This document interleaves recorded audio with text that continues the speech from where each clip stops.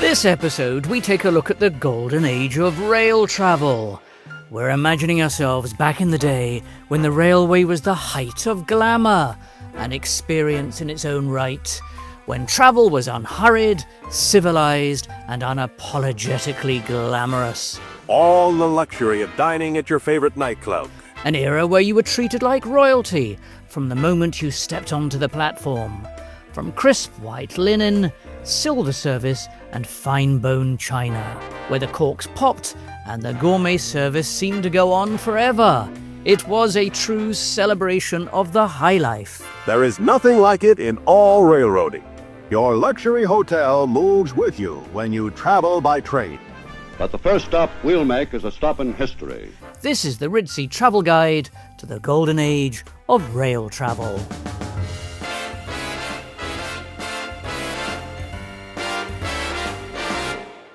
Welcome back to the Ritzy Travel Guide. My name is Bill, and it's great to have you along with us. This is the third episode where we focus on how travelling used to be. Back in episode 1, we explored the golden age of ocean liners, from the flamboyant to downright luxurious. And in episode 2, we look back at the golden age of flying and how the decadent first-class experience gradually evolved into what we know today. Both were equally fascinating, and if you haven't watched those yet, please do take a look at the end of this video and I'll give you the links later. So in this episode, we're going to look at some of the legendary train services that represented the absolute best of the railway era. We're going to be focusing primarily on the 1950s and the 1960s, because that was the decade that epitomized the absolute peak of railway travel. It was a brief golden window when you had both the romance of steam and the arrival of the new, sleek, modern age. We're going to be hopping right around the world looking at services in North America, Europe and England. So just lie back and relax in complete comfort and safety. At times you'll be surprised, you'll laugh, I had no idea a train could be so wonderful. and most of the time, a tiny little part of you may wish that you'd been there to be a part of it. You can sit for hours just watching the scenery as it rushes by. In fact, some of you watching now might have been there, so keep an eye out for yourself. Right, it's time to wind back the clock, step into our time machine, set our pocket watches. Let's imagine we're in 1956, and we begin with the Train of the Stars. Here we are in 1950s America, a colourful and more straightforward time. Let's head over to Chicago to board the undisputed glamour queen of the rails, the Santa Fe Super Chief. It was known as the Train to the Stars, and a link between the two great hubs of the age, Chicago and Los Angeles. If you were a Hollywood mogul, a business titan, the Super Chief was quite literally your flight. Just how comfortable can train travel be? Well, here's the one and only answer to that question: the new Super Chief, flagship of Santa Fe's great fleet of Fleet Streamliner, in daily service from Chicago to Los Angeles. The entire journey took 39 hours to get you across the country and was intended to get you there in the epitome of luxury. Evening departure was at 7 p.m. from Chicago, arriving in Los Angeles on day 3 at 8:45 in the morning. The Super Chief wasn't just about getting to California, it was about the social status of the trip itself. Your luxury hotel moves with you when you travel by train. One of the high points of any traveling day on the Super Chief is mealtime. But before we go into the dining car, let's have a look into the kitchen. Nothing less than the best is more than a mere catchphrase to the chef and crew on this luxury train. Highest quality food, the most skillful preparation, followed through with friendly, unobtrusive service in the main dining car. Years of catering to the most exacting travelers afford Santa Fe the opportunity to make mealtime a memorable experience on this extraordinary train. It was an 800-mile-a-day gala on wheels. Just next to the main dining car is an innovation about which it is said there is nothing like it in all railroading. Meet Santa Fe's newest of the new, the Super Chief Pleasure Dome car. In this decade, what was known as the Dome became the ultimate symbol of the modern railway. It was a raised, glass-enclosed viewing deck that sat atop the train like a panoramic penthouse. They became so wildly popular that nearly every major American service raced to add them. The revolving parlor chairs in the Pleasure Dome allowed anyone to swivel around and take in the vast panoramic views. Directly under the Pleasure Dome is the lower lounge, a smart, intimate room in which to pass the time of day with fellow travelers over a cocktail or a lemonade. There's real comfort in this delightful lounge. A pleasant room to be in if you like people and the informal flow of social pleasantry. The crown jewel of this Super Chief was the turquoise room, located inside the Pleasure Dome lounge car. This was the only private dining room on any American train. It was the place to be seen. You could host a private dinner party for 12 of your closest friends. What happened if you needed trimmed your hair during the ride? Well, you were covered there. Shave or a haircut? You're next in this complete barbershop on rail. And for your convenience, the barbershop has a roomy shower bath. And at night, when the desert sun dipped below the horizon, the Super Chief transformed into a quiet, sleeping sanctuary. As this was an all-Pullman service, it meant every passenger enjoyed the privacy of their own room. From the clever compact roomette for the solo traveler. Here is the roomette on the new Super Chief. Popular accommodation for one person. At night, lower one of the most comfortable beds you ever slept in right out of the wall. In each roomette, washstand, mirrored cabinet, and private toilet facility. Solid comfort in complete private. So just lie back and relax in complete comfort and safety. You're in for one of the best night's rest you've ever had. To the expansive drawing rooms that felt more like a suite at the Waldorf Astoria. This is the finest accommodation on rails today. A drawing room on the Super Chief. Spacious comfort is the keynote of this beautifully appointed apartment on rail. A full-length lounge sofa and 2 lounge chairs. And as in all rooms on the Super Chief, radio or recorded programs as you wish. At night, one bed materializes from the wall, while the full-length sofa across the end of the room is also quickly transformed into a restful bed. There's also a third bed if there are 3 in the room. Your luxury hotel moves with you when you travel by train. Certainly these are some of the answers to the question, just how comfortable can train travel be? So I expect you're wondering how much it cost to travel on the Super Chief back in the day. Well, as it was a train to the stars, the price reflected the prestige. A lower berth from Chicago to LA would set you back about $135. That's roughly $1,550 today. If you wanted the turquoise room lifestyle in a private bedroom, you were touching over $190 back then. That's over $2,100 in today's money. But this wasn't just a ticket, it was a membership. It was the status of saying, I'm traveling with a Santa Fe, and I might just be sitting next to Clark Gable. By the way, if you're enjoying this video, please do give it a like, give it a thumbs up, as it lets us know we're on the right track, and we'll try to put out more of this type of material. Coming up in just a moment, we're going to show you the very best that the British Railways had to offer. Who knows what's in store for us? Who cares? There is, here we come! That fascinating insight coming up in just a few minutes. So whilst the Super Chief was winning the hearts of the Hollywood elite and the glamour pussies of the day, there was another service just a little bit up north that was proving you didn't need to be on a movie star's salary to see the world from a glass bubble. Let's meet the Vista Dome Californian Zephyr. Effectively known as the Silver Lady, this shimmering streak of stainless steel ran between Chicago and San Francisco. It was the gold standard for everybody from business executives to families on the move. Chicago's Union Station is the busy gateway to adventure. An exciting moment every day is the departure of the most talked about train in the country, the Vista Dome California Zephyr, operated by the Burlington, Rio Grande, and Western Pacific, marking the beginning of a thrilling Vista Dome adventure. Dinner in the diner. In an atmosphere of friendly luxury and tasteful decor, all the niceties of service are observed on the California Zephyr. Spotless white linen, gleaming silver, sparkling crystal, and the menu always includes a wide variety of delicious entrees to suit the most fastidious taste. The dinner hour is a happy hour on the California Zephyr. Here's an interesting part of the train most people never get a chance to see. The dining car kitchen. No space is wasted and everything is spick and span.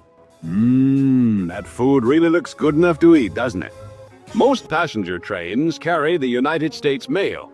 For the railroad postal car is the very backbone of our country's mail service. Here they work while the train speeds along. This was also the time of the Zephyrette, the famous hostesses, who handled everything from dinner reservations to guided tours. During the afternoon hours, the attractive Zephyrette makes dinner reservations for all passengers. Every passenger will find his table ready at the appointed time. And where the Super Chief just now was all about who was on the train, the Zephyr was about what was outside the window. It was the first transcontinental service designed specifically for sightseeing. As the train begins its journey down the fabulous Feather River Canyon, most passengers seek the vantage points of a vista dome. The Vista domes on the California Zephyr provide a total of 120 unreserved seats, which means there are always dome seats available, giving Vista Dome adventurers a succession of scenic trails. The lounge also offers a pleasant spot to relax in the rear car. While many trains had them, the Zephyr was the leader of the pack, carrying 5 Vista Domes for every journey. And is the only train traveling a route with so much to see. During a brief stop at Mile High, Denver, the train gets a complete shower bath to ensure that the train is sparkling clean. The dome windows get an extra special scrubbing. And as you headed to the lounge for a nightcap, your porter would turn down your quarters, lowering a bed with crisp, heavy linens and laying out your slippers. As the passengers enjoy a leisurely dinner and perhaps a visit of a lounge car, the Pullman porters are busy converting the rooms into restful sleeping quarters. The spacious rooms on the California Zephyr provide full-sized beds for 2 people. Invite restful slumber at the end of an adventurous day.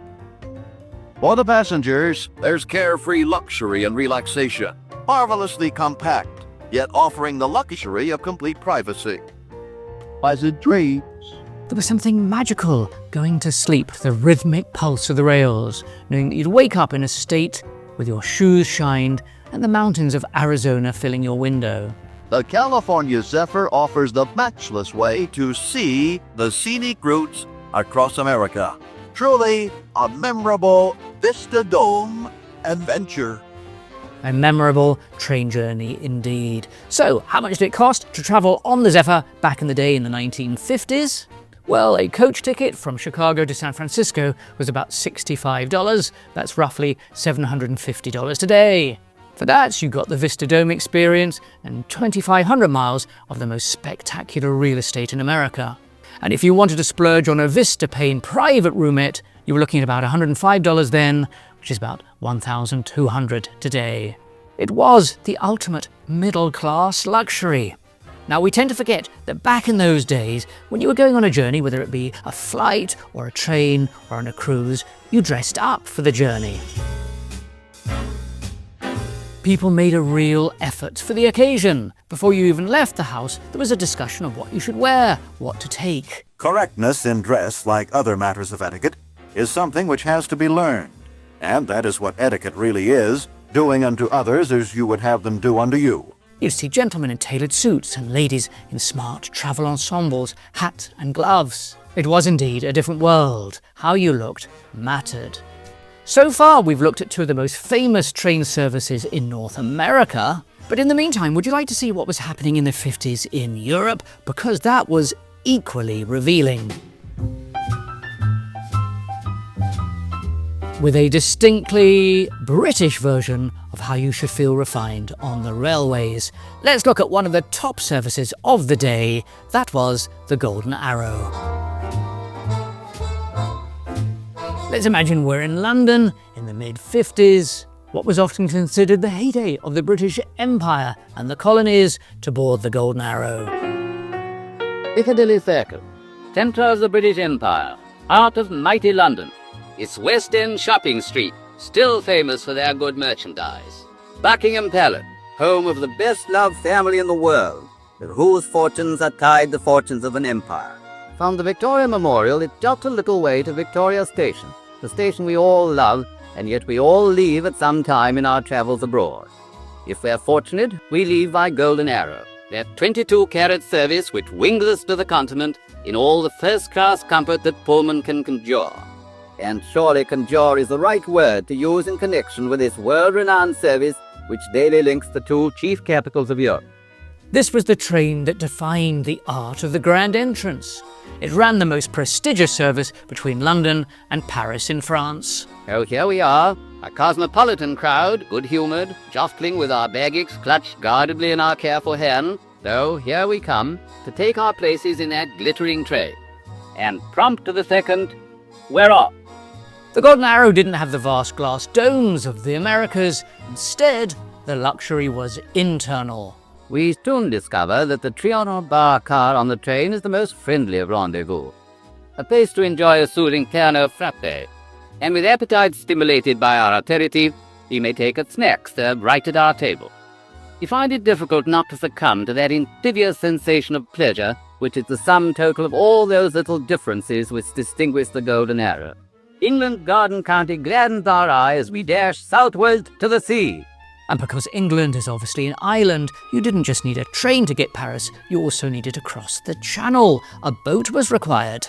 Meanwhile, down at Dover, the cross-channel ship Invicta had been awaiting us at the quayside. So it was a dual experience that included both rail and sea transport. For the convenience of those who like to motor abroad, cars can be swung aboard and stowed in Invicta's hold. It was a masterpiece of logistics. Upon reaching the coast, you'd step directly from the tracks onto a dedicated luxury steamer, such as here. From the earliest hours, Invicta's crew have been sizzling preparing for our coming. Decks have been scrubbed immaculate with water from the cold salt sea, so that the pangs of hunger need never assail the Golden Arrow passenger. Stored and victuals which will later grace Invicta's tables have been loaded in readiness to the crush. Now our real adventure is about to begin. Excitement mounts absurdly. Then, with hearts relieved and tripping to a joyous syncopated rhythm, we embark. We're away. Then skipper orders, full speed ahead. Our engines throbbing, Invicta plows their way through the circling waters. Up above in the chart room, the ship officers, with their map and their own peculiar instruments, check and recheck. All the experience of the merchant navy lies behind the certainty of our safe arrival on the other side of the channel. So while the kiddies play, whose kiddies? Oh, just anybody's. While they play on the sunlit decks, we maturer ones promenade or rest contentedly as fancy takes us. To fight away the hours crossing on this short sea route, maybe we seek the sun lounge and take a little refreshment from the steward's obliging hand. Or maybe we go below to the dining room, choose and eat a meal far more comprehensive than the norm to which we, the austerity condition, have grown accustomed. Because you have to remember that even in the 1950s, England was still partially under former World War II rationing. Even though the fighting had finished years prior, rationing was still a grim reality of daily life. So for the briefest moment, a journey on the Golden Arrow permitted you a level of total escapism. You were technically overseas. This was the ultimate loophole. By then, you had touched land, arrived in France. Every wait expectant on the deck, soon to trip down the gangways onto foreign soils. Stand by for some old-fashioned British ribbing of the French. France, the very name fired our imaginations with its innumerable possibility. With the tumultuous shouting of the French porters assaulting our ears, why do they always sound quite so frantic? Nor are our spirits dimmed by the legend Douane staring right at us. We look the other way at those exciting trains which link Europe from coast to coast and border to border with our super servitude. We're away. So, Monsieur Mechanicien, do your gallant best. Who knows what's in store for us? Who cares? Paris, here we come! Well, that calls for a drink. They've got an impressive selection here, and they know how to serve them. Crazy-looking French railway signals salute us as we zoom past. And then, there she is, Sacre-Cœur, crowning the hilltop of Montmartre. We've arrived. Paris, most glamorous city in the world. Paris awaits us. Almost too soon, because we're so comfortable. The Golden Arrow gently glided into the Gare du Nord. You stepped off the train into the heart of Paris. Not exhausted or dishevelled, but refreshed. You had crossed an ocean and two countries. You felt as though you'd simply moved from one elegant room to another. So, how much did it cost back in the day to travel on the Golden Arrow, the Flesh d'Or? A first-class Pullman ticket from London to Paris, including the steamer crossing, cost about £7, 10 shillings. That's roughly about $350 in today's money. Well, practically a bargain. By the way, Ritzy Travel Guide is on Instagram and Facebook. If you enjoy following us around in real time, in between filming for YouTube, you can follow us on both of these. You'll see what we get up to, the countries we visit, and behind the scenes. The channel name is the same as here, Ritzy Travel Guide. There is the link up at the top, and I'll also put the address in the description box for this video. So follow along with us on Facebook and Instagram, and we'll see you in those.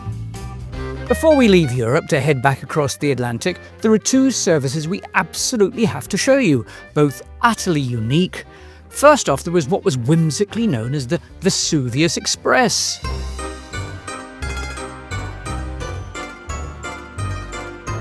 This was Italy's premier mid-century super rail car, designed to whisk you around the country sights in supreme comfort, from the Gothic heart of Milan to the sun-drenched Bay of Naples.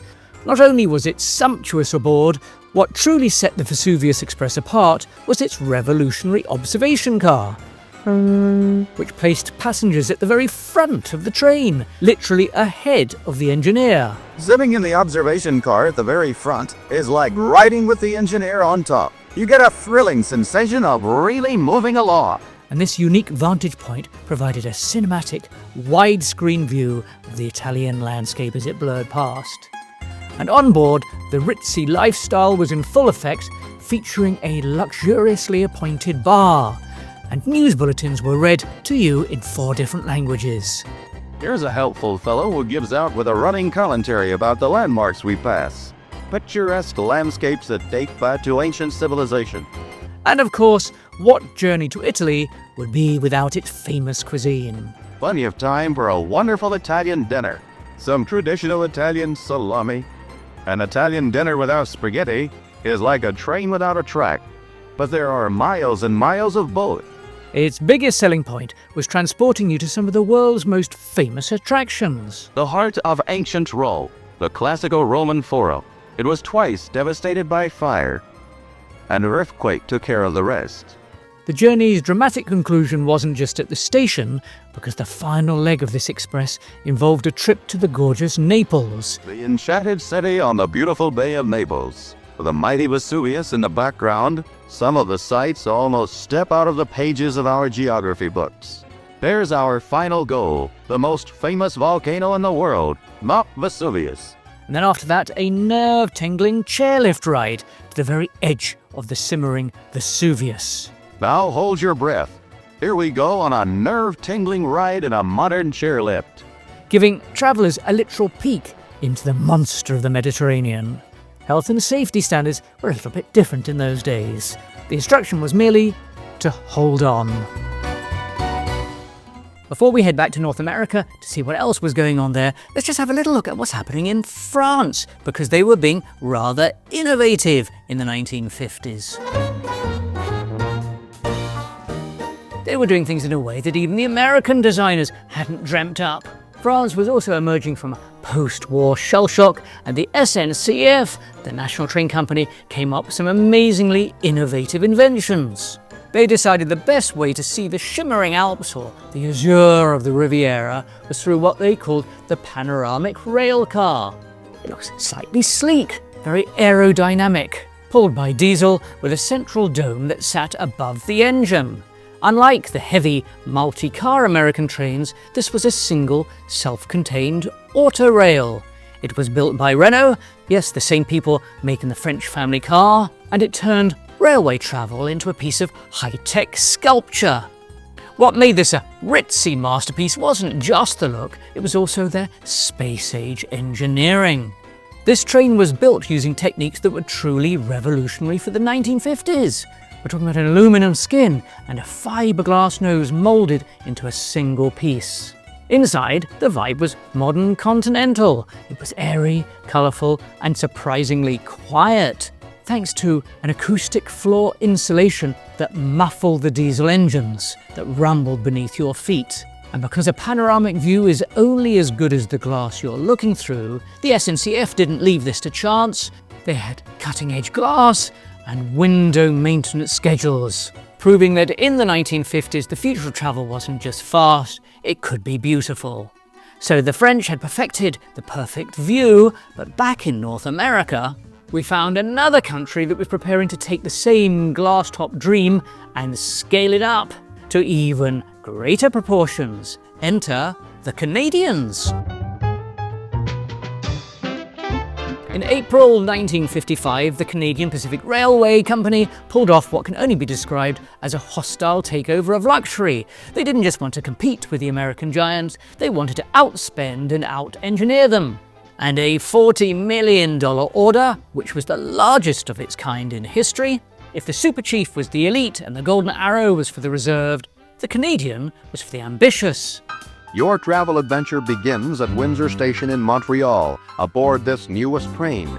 The announcement "all aboard" and the silently closing door are enough to send a shiver of anticipation through the most experienced traveler. Almost 3,000 miles of track ahead. Once aboard, passengers settle into the roomy quarters with guaranteed privacy and comfort. Less than 3 days away lie Vancouver and Canada's west coast.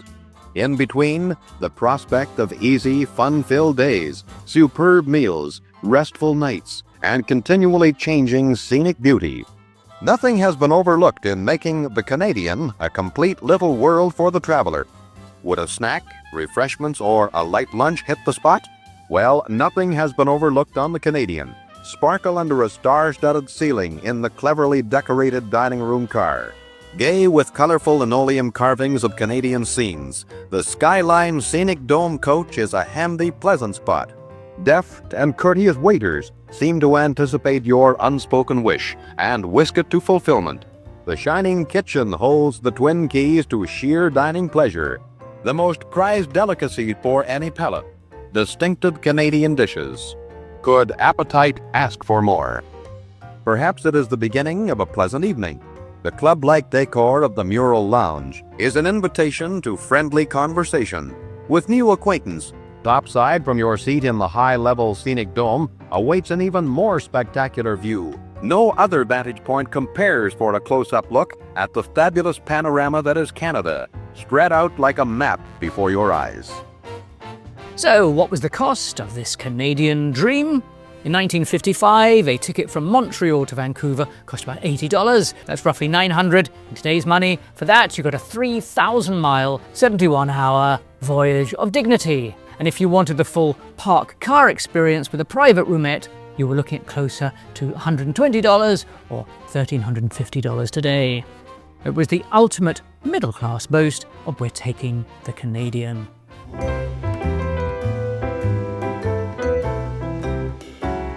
So, what did happen to the golden age of rail travel of the 1950s and the 1960s? Where did it go? Why did it have to stop? Well, the mid-1960s was the turning point. These are some of the last images you will see of a bygone era. There's still the sophistication, the art of conversation, the onboard cocktails, but that world was rapidly about to disappear. By the 1970s, at the click of a finger, it was gone. Why? Well, you could encapsulate it in one word: speed. The need for quicker travel. People just wanted to get there quicker. By the 1960s, it was the era of the jet age. People were saying, why take a boat across the channel, 3 days across the country, when you could fly over it in 40 minutes? The pressure on the railways was relentless, and one by one, all of the services that I've just showed you came to an end. In 1972, the Golden Arrow in England made its final journey. The 22-carat lights were dimmed, the Trianon bar was shuttered, and the flags were taken down for the last time. And in the States, the Super Chief and the Zephyr met a similar fate. They were either handed over to the government-run systems or simply retired. The original Californian Zephyr died in 1970, just as the birth of Amtrak came along. But there is a little miracle ending to this story. While so many of the services fade away, there was one, the Canadian, that refused to quit. Because it was so over-engineered, those original 1955 stainless steel cars are still carrying fortunate travels through the mountains today. It's the lone survivor of the golden era. Will we ever get to travel again and feel just like we did in the golden days of the 1950s? I doubt it. Life was simpler back then. No securities, no checks, no searches. But we do have those fabulous newsreels to remember it all by. Incidentally, if you love trains and want to stay in a hotel that's themed just like vintage railway tracks, a few months back we stayed at the most amazing resort deep in the jungle that is train themed, and we made a video to share that experience. You'll see these fabulous restored vintage carriages turned into luxury suites. It's a gorgeous place, and I think you'll be amazed by what they've done. That video is available for viewing on our channel right now, and I've left the links in the description. And do stay tuned, because coming up in a couple of months we have our 4th video in the series on the golden days of travel. So do remember to be subscribed to our channel. It doesn't cost you anything to subscribe, it just ensures you won't miss the next episode. And you can also turn on that notification bell that lets you know when the video has arrived. Thank you so much for joining us here on the Ritzy Travel Guide. It's been an absolute pleasure having you with us. Here is episode 1 of our series on the golden age of travel, and here are some of the others, and we'll see you in one of these videos now.